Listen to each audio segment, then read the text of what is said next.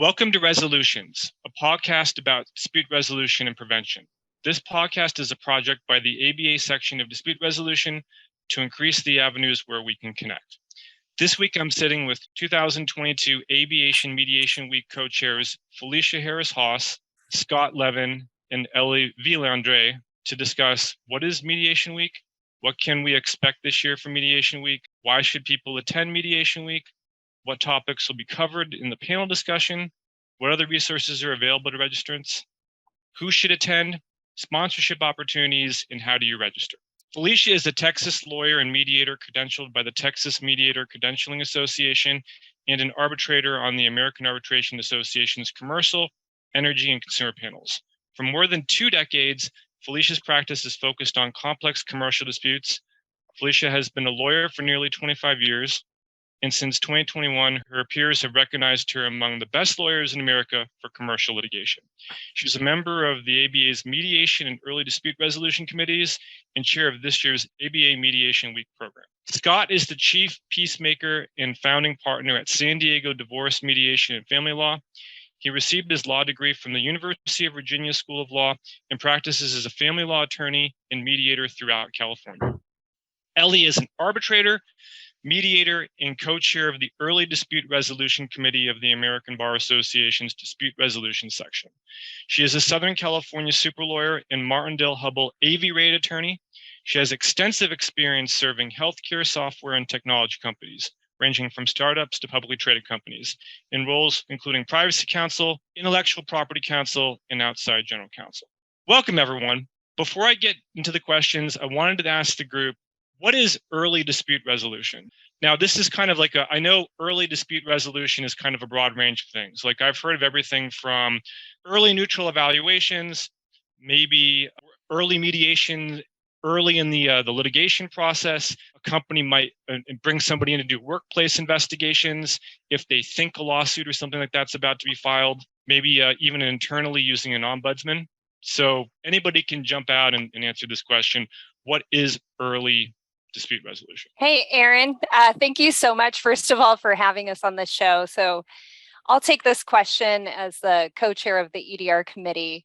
Early dispute resolution, like you said, is very broad. And so when we think about, for example, the different committees in the dispute resolution section, there's a mediation committee, there's an arbitration committee. We consider ourselves to be the most broad because we use different tools to achieve our end, which is trying to dispose of a case early in the process, whether that means before litigation starts or after litigation starts. We talk a lot about using dispute prevention. That's really important. That's part of EDR. And I would say negotiation is one of the tools we like to use in early dispute resolution because we find that that is a key to getting cases resolved. So whether that be by direct negotiation, mediation, and early mediation, all of those things are encompassed in early dispute resolution. And it's really about a value system. And we place value on getting cases resolved before a lot of attorney's fees have been spent and before a lot of time has been invested, and even before relationships have been worn away through a lengthy litigation process. Okay, very good. Anybody want to add anything to that? No, I think Ellie did a great job of explaining it. Kudos. Okay, so everybody, what is Mediation Week? Mediation Week is the 3rd week in October, and it is a week that the American Bar Association encourages everyone to celebrate mediation and the institutionalization of it and its broadness in our dispute resolution processes. We want to offer our program as part of that celebration in order to help educate lawyers, dispute resolution professionals, students, and even the public about mediation, as well as other collaborative dispute resolution processes. It's encouraging to see the expansion of mediation, even in the context of early dispute resolution, and to, I think, recognize the importance that neutrals, advocates, and even public policymakers have in promoting early dispute resolution and mediation in particular. And we're just excited to be a part of the ABA's program. Okay, fantastic. And what can we expect this year from Mediation? So our theme this year is winning from the beginning. And we picked that theme because we have a focus on early dispute resolution and how we can use EDR tools and early mediations to resolve disputes in a cost-effective and time-efficient manner. And as part of the program, we've planned a really exciting 90-minute panel discussion, which is scheduled for October 19th at 1 p.m. And we also will be sharing some specially curated resources with Mediation Week registrants. Very good. One thing that I kind of wanted to post to the group is, so much of dispute resolution, I think in general, U.S. civil litigation deals with problems kind of after they've happened and kind of have simmered for a while. Do you think that early dispute resolution is an underutilized way to resolve problems while they're still resolvable before they go into full-blown litigation? I do think so. Unfortunately, I feel like people who really value EDR are more in the minority of litigators. We typically share a common past, which is as we were litigators before, and then, eventually we start to realize that there's a better way of doing things. But, litigators have a certain culture. Trial lawyers are very proud of being zealous advocates, but there's a culture to it. And when you're a new lawyer and you go into that kind of environment, you learn how to be really good at presenting your case in front of a court, how to set up your case so that you can do really well in trial. But the EDR folks, we have a kind of a different mentality, and we're trying to see the big picture early on. And what really is in our client's best interest, we know, is trying to resolve a case before a lot of expense has been incurred and time has been wasted. In this country, we have a really urgent need to resolve cases, whether it's early or during the, prior to the litigation occurring, or during the process. There was a recent quote I actually read in a great article that ABA published from retired Judge Daniel Weinstein. Let me just read it here and then I'll comment. But it just really hits in a world in which less than 1% of cases end in verdicts, it is surprising that lawyers prepare elaborately for a trial that will never occur, yet feel that the only preparation required for mediation is a good night's sleep. That is the thought process I think that my litigator friends have about my practice as a full-time mediator. We are the softies in the industry, I think generally perceived that way. And there should be and needs to be a total paradigm shift due to the backlog in the courts. They've only gotten more backlogged as a result of COVID and funding issues. And that's not going to end. So embarking on a 3.5-year litigation when it is possible, and these two ladies that are here today can attest themselves to the successful termination of litigation through this early dispute resolution process, why not engage in it forthrightly and give it a great shot? And Scott, especially in your practice area, divorce and family law, I mean, you hear about, mainly with people with a lot of wealth or celebrities, some of these divorce cases dragging on for years. And in a world where most attorneys work on the billable hour, you can just imagine the hundreds of thousands of dollars or even millions of dollars in legal costs a divorce can end up costing somebody, when it could have been resolved hopefully more collaboratively earlier with someone such as yourself that does divorce mediation. And, I occasionally at AAA will have a dispute that involves family members, usually some sort of a partnership where the family members are members in the partnership. And people, within families, people can get so angry at each other, right? And by the time they're done arguing and they get to the evidentiary hearing and the arbitration, most of the value of whatever it is that they were fighting over might have been wasted away in legal fees, right? And there's really no point at that point. So yeah, I think your point's very well taken. Okay, who should attend mediation? Anyone who's interested in both dispute management and dispute resolution, and that includes the waterfront. We would really like to see in-house counsel outside counsel, and neutrals, and even some students from law schools who are interested in neutrals work or having a robust understanding of neutrals work in a litigation practice, we would encourage to attend. Our panelists are going to be, and moderators are from across the country. So we're going to have a very broad breadth of experience and knowledge and insights into Mediation Week. And I'll just take this opportunity to share with you who our panelists are, because I'm so excited that we have such great panelists. So we have Teresa Bevilacqua, who is a partner at Dorsey and Whitney LLP in Minnesota. We have Chantal Wood, who is a senior associate at Baker Botts in Houston, Texas. Noah Hampt, who's a former general counsel of a large corporation, and now he's a full-time mediator, arbitrator, and ADR advisor with a company called Acumen ADR LLC. He's in New York City. Of course, we have Mary Cullen, who is one of our co-chairs for this program, who is also in Minnesota, who is an attorney, mediator, arbitrator, and founder of the Cullen Group, and Lucy Clark Doherty, Senior Vice President and General Counsel and Secretary for Polaris Industries, Inc. And then the three of us are going to be moderators for this program. So across the country, literally from California to New York and everything in between, we have very experienced and seasoned veterans to share their insights. Okay, and along those lines, I guess it's important to note, obviously, a lot of the folks attending will be attorneys, both at firms as well as in-house, but it would probably be good for people that kind of deal internally with dispute resolution. These could be HR representatives that don't necessarily come from a legal background. I briefly touched on ombudsmen in the work that they do, or just anybody who has a position where they deal with dispute resolution. I think that would probably be good to attend.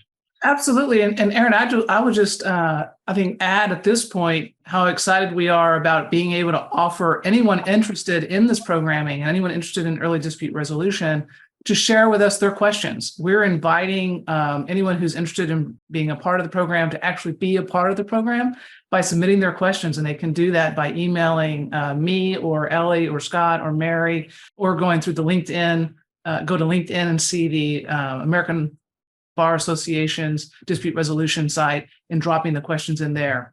And actually, I would really encourage those people that are working inside businesses to attend, because one of the enlightening things that I've learned, again, my practice primarily in family law, so I'm not a big time civil litigator, but in our discussions with our panelists, one of the things that they brought up and we've learned is that oftentimes the settlement blocking inside the firm, where does the settlement talk get blocked, is with those business people and those HR folks. And so that was a little surprising to me. Maybe it shouldn't have been, but it's not it hasn't been the high level executives. It's not at the in-house counsel side. It's really with the business people, and to bring those people more education about their opportunities and options.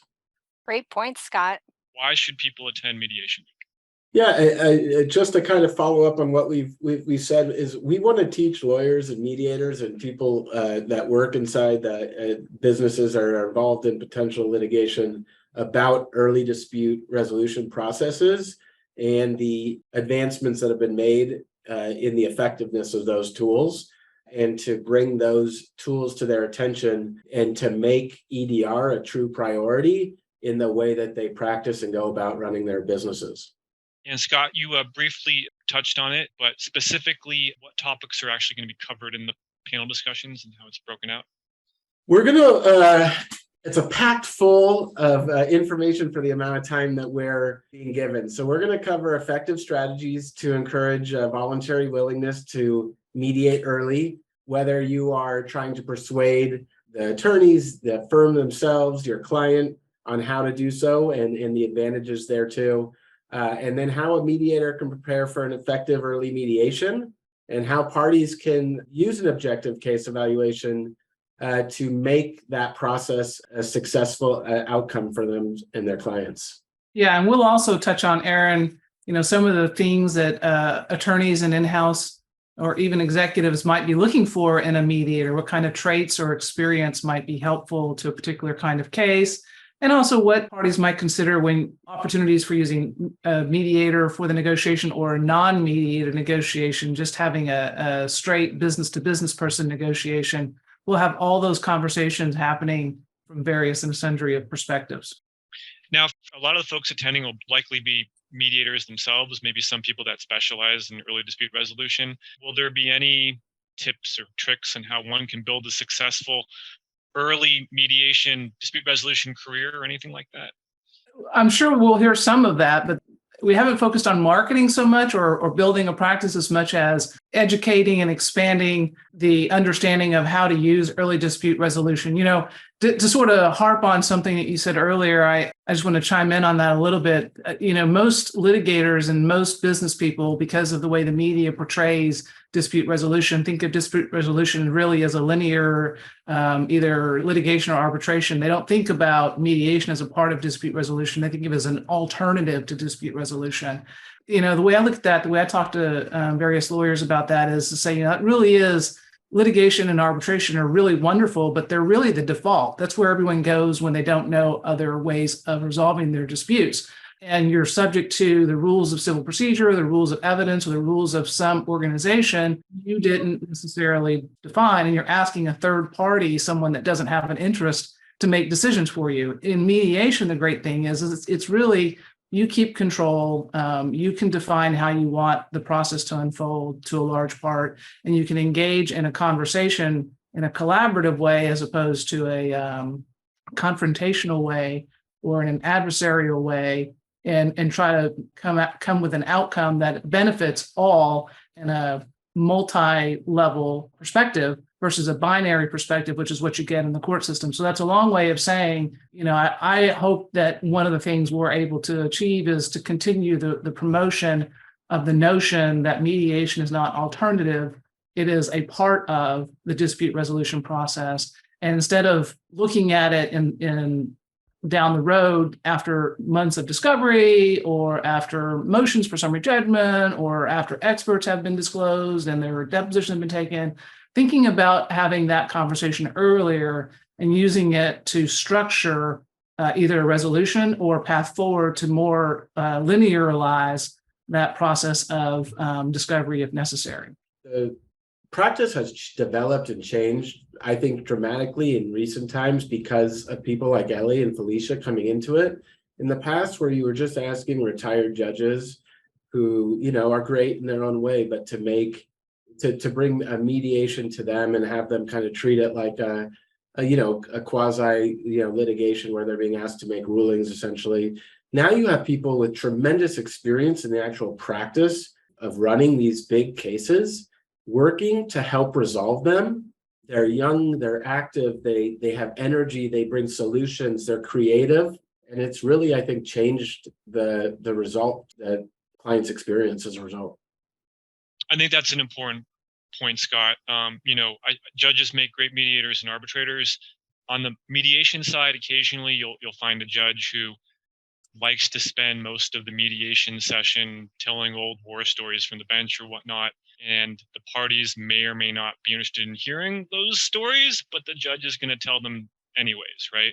And that might not necessarily lead to resolution. And that's one of the things, when I'm working with a retired judge who's interested in kind of building a mediation career, I might shadow them and kind of see what their process is. And if I notice something like that and the parties are being disengaged, I might say something to them.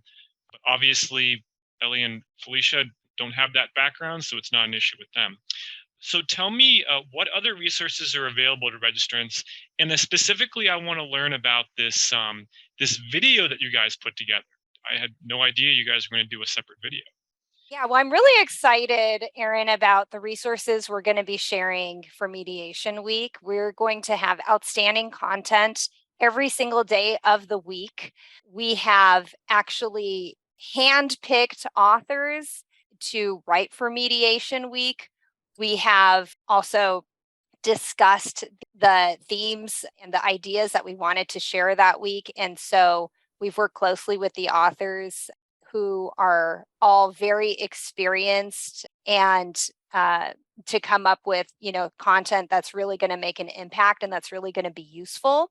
So we have an article written by Mary Cullen and Megan Fuentes on how to conduct an objective case evaluation. And that is going to be a tool that attendees are going to want to keep in their back pocket. You know, they're going to want to, long after mediation week is done and over, I anticipate that people are going to want to go back to that tool over and over again, because it's something that's really remarkable, and it's born out of Mary Cullen's tremendous experience with conducting objective case evaluations.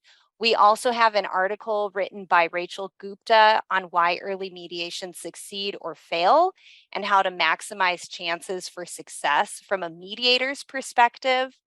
And we also have an article from Professor Kristen Blankley on ethical pitfalls and responsibilities in mediating cases early in the process. And I was so grateful that she accepted our invitation to write for Mediation Week, because she is an expert in both mediating cases and also ethics. We have an article that we'll share written by our former fellow of the EDR committee, Tim Warner, on the crisis in the courts and the need for early dispute resolution.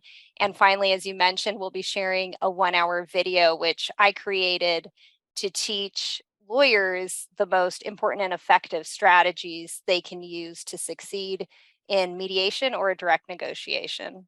The video will be shared along with the other resources. The video is going to touch on a lot of advanced strategies because it was created for a lawyer audience. There's going to be psychology insights. There's going to be information on persuasion. So using persuasion, so not persuasion, but persuasion and framing. There's tips for negotiating with unreasonable people and overcoming stalemates. And also there's advice for memorializing the agreement. Important, memorializing the agreement. A lot of folks get to a certain point where they've reached an agreement in principle, and this is the part of the process where things come to fall apart. So it's important to get that memorialized. Exactly. Are there any sponsorship opportunities, and who should they reach out to regarding sponsorship opportunities? There are two kinds of sponsorship opportunities. There is one for revenue. It's a financial sponsorship opportunity, and there's a non-financial sponsorship opportunity as well. And you can reach out to any of us, again, by email. I'll hopefully you can put in the show notes my email address, but I'll just say it here. It's Felicia at harrishosppllc.com. So that's FELICIA at Harris, HARRISHOSSPLLC.com. Or you can reach out to Ellie or Scott. And again, hopefully this is in the show notes. So you can just click on those and send those to us. Send the request to us, and we'll send you more information on getting those sponsorships. And my Venmo account is I'll send you my Zelle number. And last but most important, how does one go about registering for Mediation Week? Well, you can very easily just go to the American Bar Association's website and type in Mediation Week 2022, and you'll pull up the information there. But you can also reach out to any of us if anyone has any questions. We are super excited. If you can't tell, we've been working on this program all year long. We've reached out to a number of different speakers and gotten ideas, and we hope that everyone thoroughly enjoys it and gets a lot from it. Right. And then I wouldn't be doing my job if I didn't make a plug as educational officer, just for folks that are listening to this podcast who are ABA members, but for whatever reason are not specifically members of the DR section, please consider joining the DR section. Financially, it is a relatively small amount of money for a ton of programming. We do webinars every month, and the majority of them, unless they're for CLE, most of them are free. And so I encourage you to become a DR section member. Would any of you like to add anything else, or is there anything that I missed? I just want to say that we missed Mary Cullen on this program this afternoon. Mary is also one of our program co-chairs and been very instrumental in helping us organize, especially with her objective case evaluation and using the insights she's going to bring to the program with that. So we do want to make sure that everyone says hi to Mary through the podcast and that we missed her on it. Well, then I'd like to thank Felicia, Scott, and Ellie for taking some time to speak about the upcoming Mediation Week programming, and we hope everybody can join us in October.